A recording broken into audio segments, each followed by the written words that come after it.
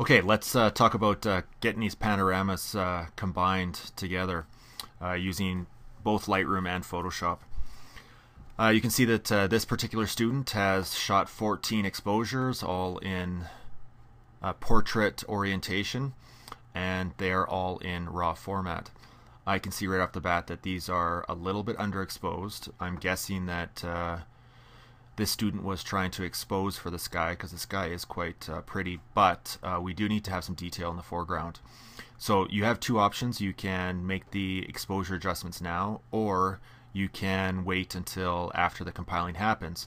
I will point out, however, that it's generally speaking, it's better to expose for the foreground first and then deal with the sky later. So I'm actually going to do that. So let's just open one of these up. Let's go into my develop module, and let's just bring my exposure up till I get it to where I want it. Even there is pretty decent. Okay, and now I can go ahead and just sync all of that across all of my images. Do that on that side as well.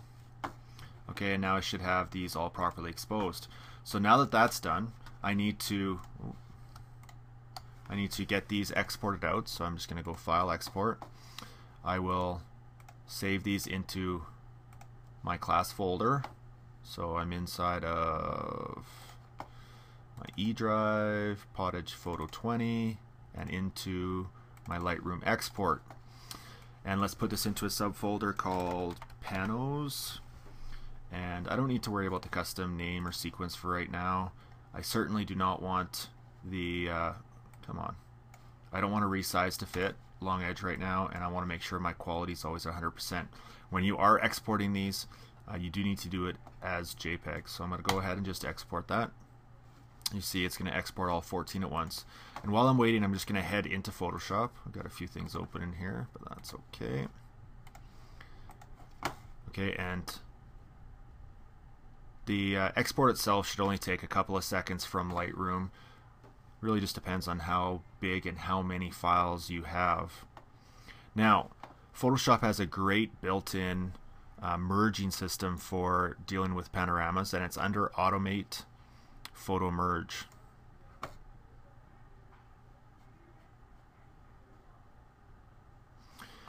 Now, generally speaking, we're going to leave this layout on auto. Okay, in class I'm going to talk about the differences between these, but generally speaking the auto is going to give you the best results.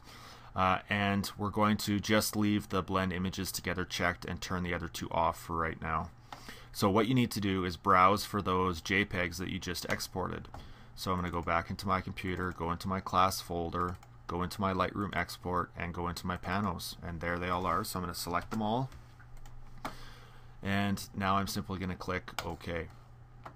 Now this, basically what Photoshop is doing is it's going to open up each of these. It's going to find similar areas, and it's going to start to try to blend them together. Okay, that means that it's going to make little tiny tweaks in terms of rotations.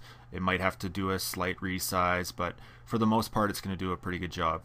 Now, again, depending on the size of your images and how many you have, this process is going to take a little while. So I'm going to stop the video and come back as soon as the process is done.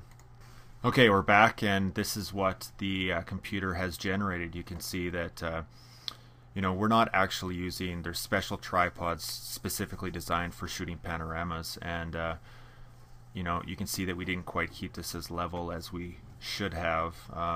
And that this is the result, but I mean, it's not bad for our first attempt, and we're gonna make it work. Now right off the bat you should see kind of like these little cracks that are appearing, and the first thing that you need to know about these is they're not actually going to be visible when we export this out. This is just showing you kind of how all of them were blended together. Okay, so you can kind of ignore them for right now. Now the first thing that I need to do, simply because I'm not going to really deal with all of these, is to create a single layer that has all of this information on it, so I can just deal with everything all at once. So great keyboard shortcut, Control Alt Shift and E. Okay, and what that does is it's going to take all of your visible layers and it's going to combine them together onto a single layer. Okay, and it names it layer 1. And now I'm just going to turn all the other layers off, strictly because I might be doing some resizing here and I don't want the stuff underneath to show up. You technically could at this point go in and delete these. There would be nothing wrong with that, other than you wouldn't be able to get that original information back. Okay, so now what we're going to do is we're going to kind of just straighten out this horizon line the best that we can. So underneath the eyedropper is the ruler. And basically what we want to do is just try to pick like a spot on the horizon on the left hand side of your image, and then kind of somewhere on the right as well. And you can see it's not too bad. I've got a dip in here. But what I'm going to do is just have the computer rotate this based on the difference in angle of this line. So I'm just going to go image, image rotation, and choose arbitrary. And you can see this has got a 0.05, so it's actually fairly straight from there to there. So I'll just click OK.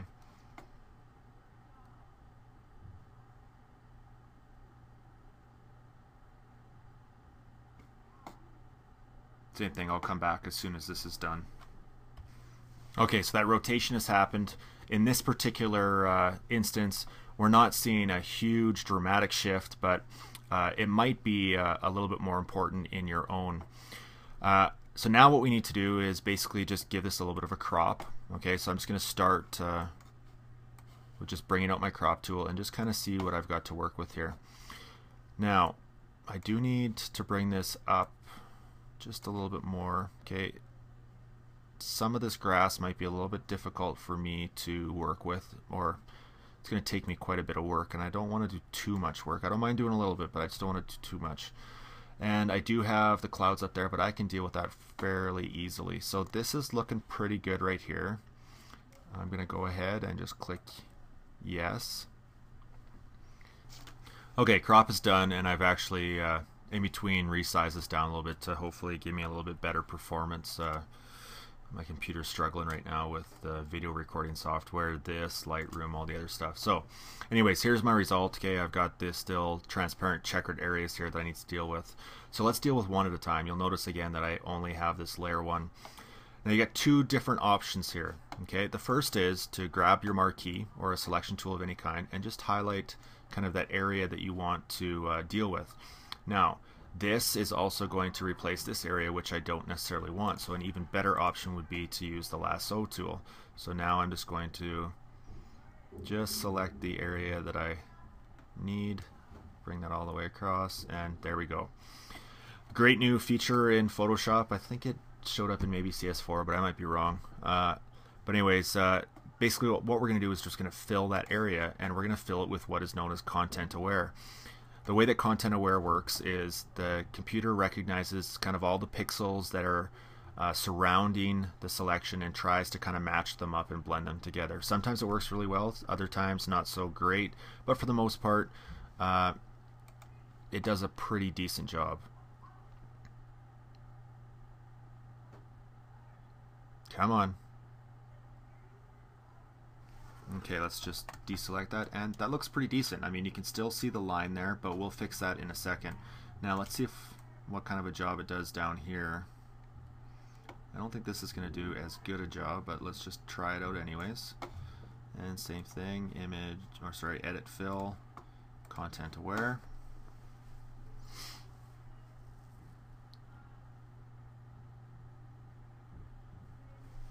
Okay, deselect that, and well, look at that. That did an amazing job. That's good. I don't even have to fix that. But up here I do have a slight issue. So all I'm going to do is just grab my clone stamp tool, and I just want to kind of just break some of that up. So I'm just going to make my brush a little bit bigger here. Something about like that. Okay, I want to make sure my hardness is set very, very soft because I want it to blend together easily.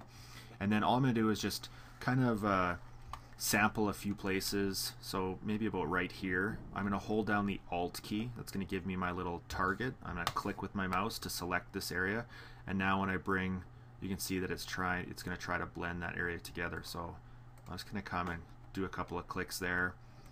Same thing over here, just to try to break up that line. Okay, that looks pretty good. Yeah, that looks all right, and let's do one of those. Okay, it looks pretty decent. Okay, and I like it. So just like that, we've kind of fixed that all up. Now what I'm going to do is go ahead and save this. So I'm going to save it as inside of my panos. Save this as my last name underscore panorama 1, and I'm going to save a Photoshop copy of it.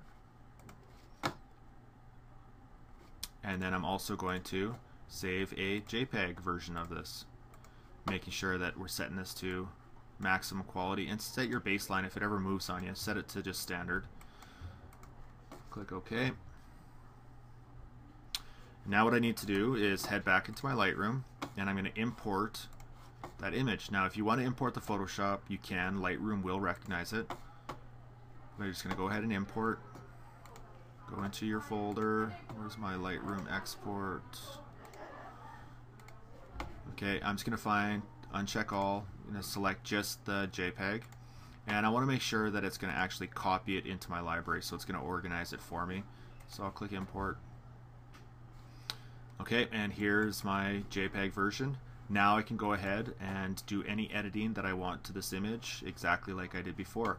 So, maybe I'm going to drop the contrast so I can get that really cool sky in the background.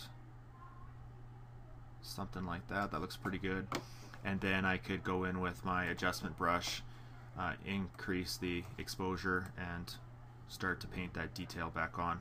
Don't forget, if you're going to you want to do a really good job on this, you're going to have to make sure you kind of zoom in a little bit when you start getting to the edges of your the school. Otherwise you'll get that kind of halo effect, which we don't want. Okay, so but basically that's it. Now you're just going to do whatever edits you need to. Again, you don't even have to do this if you don't want to, but using that soft brush, I might just see if I can get a little bit of detail in there. That looks pretty decent. Of course I went a little overboard up there, but that's fine for now. Maybe I'll just drop my exposure down so it's not so extreme. And you know what, I think I am going to maybe just drop the saturation. Yeah, something like that. Okay, and then from here you just need to export it out, both as your full-size JPEG that you're going to upload to your Google Drive folder, as well as export out a long edge 2048 to upload to the class folder.